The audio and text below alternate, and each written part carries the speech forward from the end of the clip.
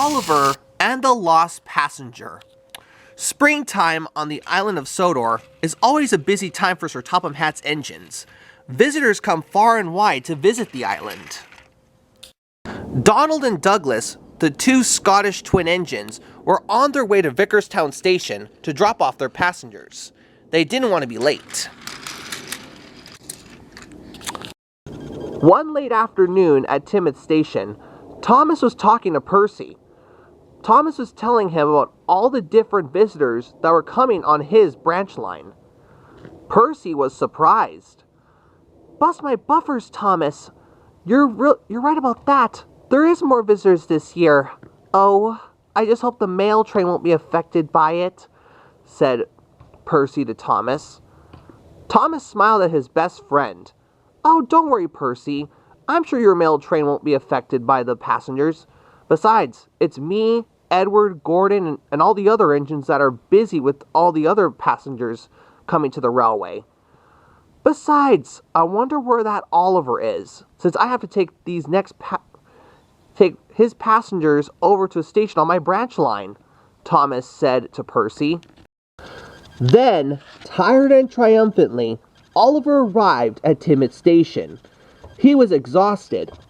He had to wait for a lot longer for his passengers to board. Thomas was a little concerned for Oliver. "Oh dear, Oliver, why are you so exhausted?" Thomas said to Oliver. Oliver took a huge puff. "Thomas, there was more vacationers than usual. My coaches were filled to bits. But here are your passengers that you could take on your branch line," Oliver said to Thomas. Thomas smiled and thanked Oliver. "Well, I must be going now, Percy and Oliver. I'll see you guys around," said Thomas, as Thomas puffed away to go take Oliver's passengers to a station on his branch line. As Thomas was making good time to Farquhar Station on his branch line, Annie was a little concerned. Thomas, I hope you don't mind me asking, but I just hope we don't leave any passengers behind," said Annie to Thomas. "Indeed, Annie. I just hope no passengers get left behind during this busy springtime with all these vacationers," said Clarabelle to Annie and Thomas. Thomas chuckled. "Oh, you two. I'm sure we're not going to leave a passenger behind. You two worry too much. Come on, we have these passengers to drop off," as Thomas puffed as fast as he could to Farquhar Station. Later on that late afternoon, at Knapford Station was filled to bits with happy holidaymakers. Gordon and Percy were ready to depart. "Ugh, you're going to like this, little Percy," Gordon bragged. Percy just rolled his eyes. "Yes, I know, Gordon," Percy said to himself. That's when the guards blew their whistle as Percy chuffed off first, as did Gordon. But what Gordon didn't realize was that a passenger got left behind. Wait for me," said the passenger. But Gordon was too far away to hear. "Oh, now I'll never make it to my station now," said the passenger. Later on at the shunting yards, Oliver was hard at work. He was really pleased with himself that he got a lot of his passengers delivered to their station on time. "Oh, what's happening?" said a freight car. "Be quiet, you," said Oliver, as he bumped the truck out of the way. Just then, Oliver heard a familiar whistle. It was Douglas. He came in a hurry. "Oh, hey there, Douglas. What's the matter? You seem concerned," said Oliver to Douglas. "Aye, Oliver, a passenger got left behind at Knapford Station. This happened as Gordon was leaving with the express. You need to go help this passenger right away," said Douglas to Oliver urgently. Oliver was concerned, but he knew what to do. "Don't worry, Douglas. I'll help this passenger right away." And Oliver chuffed on his way to the coach yard to collect some coaches and his brake van towed. Soon, Oliver had arrived at the coach yard. He buffered up behind the coaches along with his brake van towed. He was ready to go and help that lost passenger.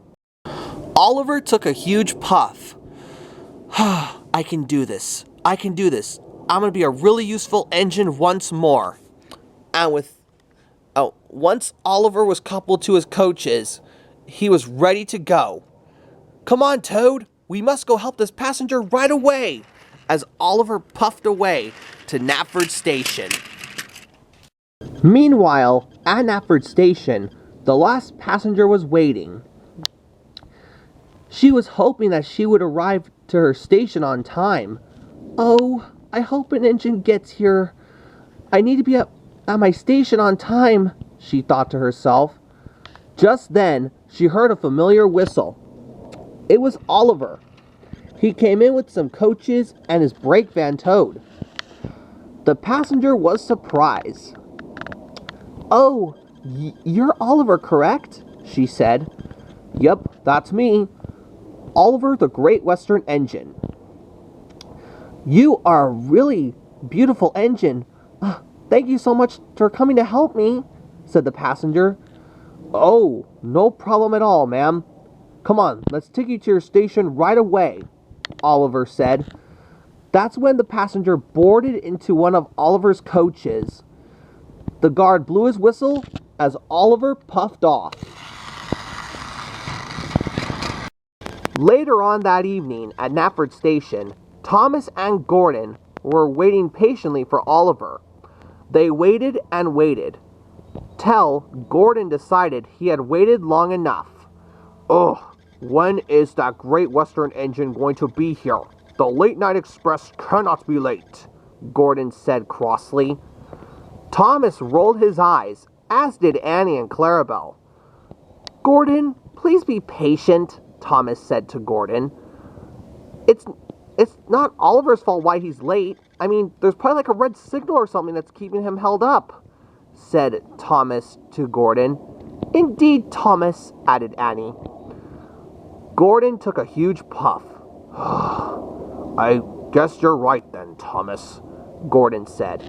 Just then, Thomas and Gordon heard a familiar whistle. It was Oliver who came into view. As well as on board his coach was the lost passenger. She was very pleased. Oh, Oliver, thank you for that smooth ride, she said.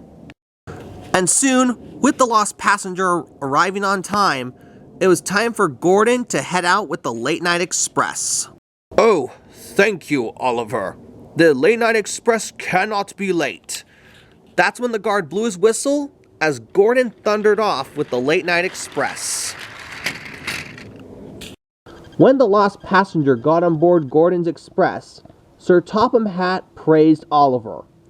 Oliver, I've heard about your heroic efforts today, helping out a lost passenger in need for this young lady to get to her station on time. I am very proud of you, Oliver, said Sir Topham Hatt. Thomas felt pleased for his friend Oliver.